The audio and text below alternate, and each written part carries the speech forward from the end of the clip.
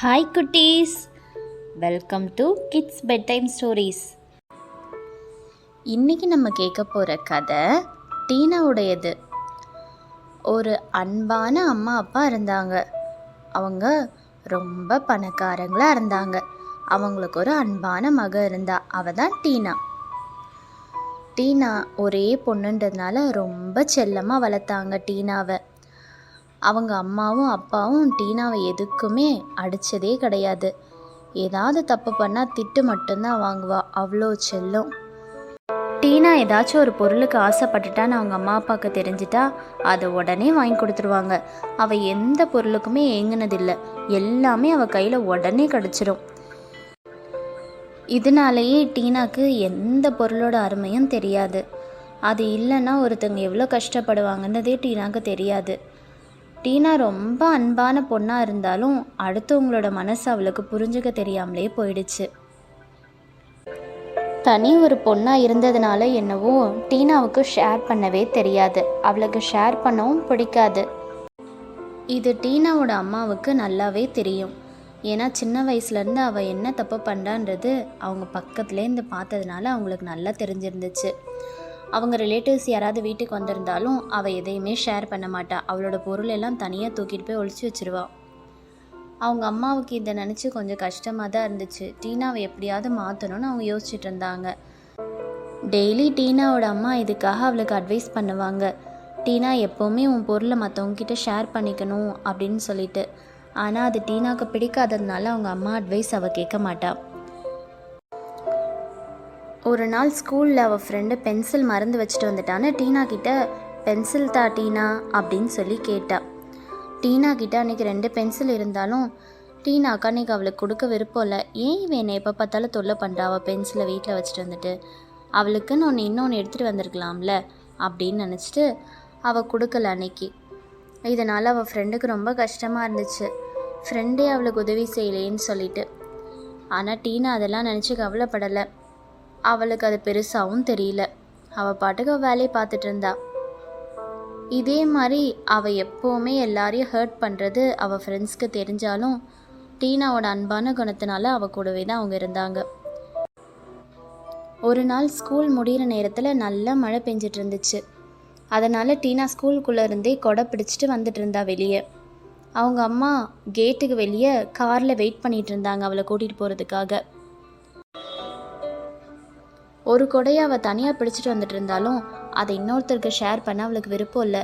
அதனால் நனைஞ்சிட்டே வந்து அவள் ஃப்ரெண்டை அவள் பார்க்கல. அவள் பாட்டுக்கு நடந்து வந்துட்டே இருந்தா. அவங்க அம்மா தூரத்துலேருந்து இதை பார்த்துட்டே இருந்தாங்க. டீனா காருக்கு வந்ததும் காரில் ஏறிட்டா.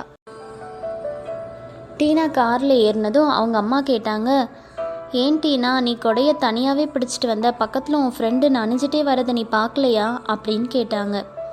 அவள் சொன்னா, பார்த்தம்மா, நான் எனக்கு ஷேர் பண்ணிக்க விருப்பம் இல்லை, அதனால நான் பாட்டு கடகடன்னு வந்துட்டேம்மா அப்படின்னு சொல்லி சொன்னான்.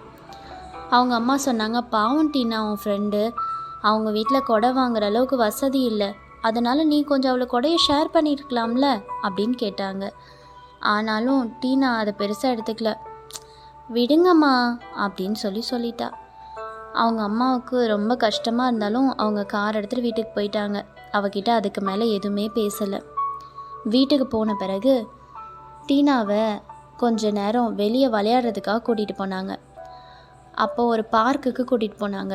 அங்கே நிறைய ஏழை குழந்தைங்க விளையாடிட்டு இருந்துச்சு. இதை பார்த்து தான் அம்மா சொன்னாங்க, பாரு டீனா, இவங்க கிட்டலாம் உங்ககிட்ட இருக்க அளவுக்கு டாய்ஸ் கிடையாது, ட்ரெஸ்ஸஸ் கிடையாது. ஆனால் பாரு, அவங்க எவ்வளோ சந்தோஷமாக அவங்கக்கிட்ட இருக்க பொருளெல்லாம் ஷேர் பண்ணி விளையாடுறாங்கன்னு அப்படின்னு சொல்லிட்டு சொன்னாங்க. அப்போ டீனா அந்த பிள்ளைங்களை கவனித்த போது அவங்க ஒரு பால் வச்சு கொஞ்சம் டாய்ஸ் வச்சு ஷேர் பண்ணி விளையாடிட்டு இருந்தாங்க. இதை பார்த்ததும் டீனாக்கு அவள் பண்ண தப்பு புரிஞ்சிச்சு. அவகிட்ட அவ்வளோ இருந்தும் எதையுமே அவள் ஷேர் பண்ணிக்கிட்டதே இல்லைன்றதை அவள் அன்னைக்கு தான் உணர்ந்தா. ஷேர் பண்ணும்போது தான் உண்மையான சந்தோஷம் கிடைக்குன்றத டீனா அன்னைக்கு தான் புரிஞ்சுக்கிட்டா. அடுத்த நாள்ல இருந்து அவள் எல்லாத்தையும் அவள் ஃப்ரெண்ட்ஸ்க்கு ஷேர் பண்ண ஆரம்பித்தா. இல்லாதவங்களுக்கு அவகிட்ட இருக்கிறத அவங்களுக்கே கொடுத்தா. இதை பார்த்து அவள் ஃப்ரெண்ட்ஸ்க்கு ரொம்ப ஆச்சரியமாக இருந்துச்சு. டீனா எப்படி இவ்வளோ நல்ல பொண்ணாக ஷேர் பண்ணுறா அப்படின்னு சொல்லிட்டு. இது வரைக்கும் ஷேர் பண்ணுறதே டிஸ்டர்பன்ஸாக நினைக்கிற டீனா இப்போ இவ்வளோ சந்தோஷமாக ஷேர் பண்ணுறாளே அப்படின்னு சொல்லிட்டு அதை பார்த்த எல்லாரும் அவளை பாராட்டினாங்க.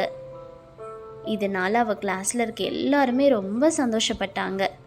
டீனாக்குள்ளே இவ்வளோ பெரிய மாற்றத்தை பார்த்து அவங்க அம்மாவும் ரொம்ப சந்தோஷப்பட்டாங்க. வீட்டில் அவங்க அம்மாவுமே அதுக்கப்புறம் அவகிட்ட ஒரு க்ளோஸ் ஃப்ரெண்டு மாதிரி எல்லா பொருளையும் ஷேர் பண்ண சொல்லுவாங்க. ஒரு சாக்லேட் வச்சுருந்தா அதில் பாதி அவள் அவங்க அம்மாவுக்கு கொடுப்பா. இதனால் அவள் இன்னும் நல்லா ஷேர் பண்ணுற பொண்ணாகவே மாறிட்டா. இதனால் டீனாவும் அவளை சுற்றி இருந்த எல்லாருமே சந்தோஷமாக இருந்தாங்க.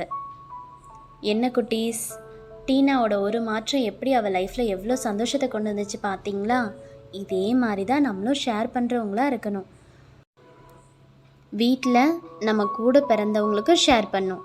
அப்படி கூட பிறந்தவங்களுக்கு இல்லைனா கூட நம்ம அம்மா அப்பாவுக்கு ஷேர் பண்ணணும். வெளியே நம்ம ஃப்ரெண்ட்ஸ், நம்ம கூட இருக்க எல்லாருக்கும் நம்ம ஷேர் பண்ணணும். சரியா குட்டீஸ்? அப்பந்தான் நம்மளை பார்த்து எல்லாரும் சந்தோஷப்படுவாங்க. இல்லைனா எல்லாரும் வருத்தம் தான் படுவாங்க. நம்மளுக்கு எப்படி அடுத்தவங்க ஷேர் பண்ணணும்னு நம்ம ஆசைப்படுறோமோ அதே மாதிரி தான் நம்மளும் அடுத்தவங்களுக்கு ஷேர் பண்ணோம். சரியா குட்டீஸ்? பாய்.